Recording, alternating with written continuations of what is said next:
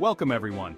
In this video, I'll give you specific realistic savings goals and plan to hit them by cutting costs or increasing your income. Please agree. Here, your knowledge will rise to a high level. Tell me in the comments what you have learned, starting now. Take your financial temperature. Knowing what comes in and what goes out of your bank account every month is the first step in saving money. If you haven't already, or it's been a while, sit down with your pay stubs and bills for the month. This will give you the chance to see how much you're spending on essentials, like housing costs, groceries, insurance, debt repayment versus what you pay for nice-to-haves like eating out or entertainment. The second category of expenses, the nice-to-have category, is particularly important to review, as they are typically the easiest to cut to help increase your savings. But you can save on essentials too with more effort, such as downsizing your housing or zeroing out high-interest debt.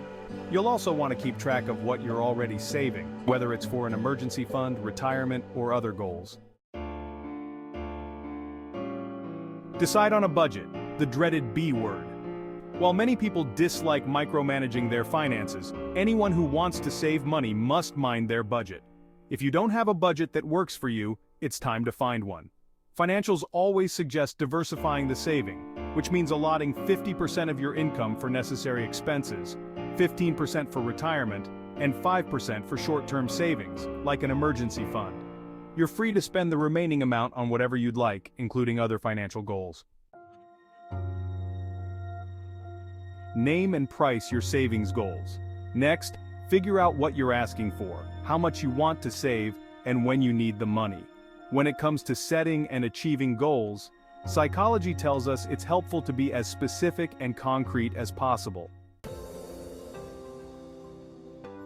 Be intentional about your accounts and investments. Some people may find it helpful to bucket their savings, or set up separate accounts for each savings goal. For example, you may be more motivated to keep saving when you see the balance of your vacation fund inching toward your ultimate goal each month. Separating your savings from your checking account could also keep you from accidentally spending the money on something else and derailing your progress. Automate your savings. With all the other things on your money-to-do list, it can be easy to let savings fall through the cracks. Enter automation. Based on your other financial goals and commitments, determine how much you want to allocate to savings each month and set up an automatic transfer from your checking account to each savings account you've set up. Another option is to check whether your employer lets you set up multiple direct deposits so that some money can funnel straight to your savings. Out of sight, out of mind, and out of your wallet. Level up your income. While you might find it easy to eliminate your more lavish spending habits, you'll probably reach a point where you can't cut away anymore. That's when it's time to consider raising your income. You may think about supplementing with a side gig or exploring passive income opportunities. And if it's been a while since your last raise at work, it may be time to negotiate for what you're worth. Track your progress.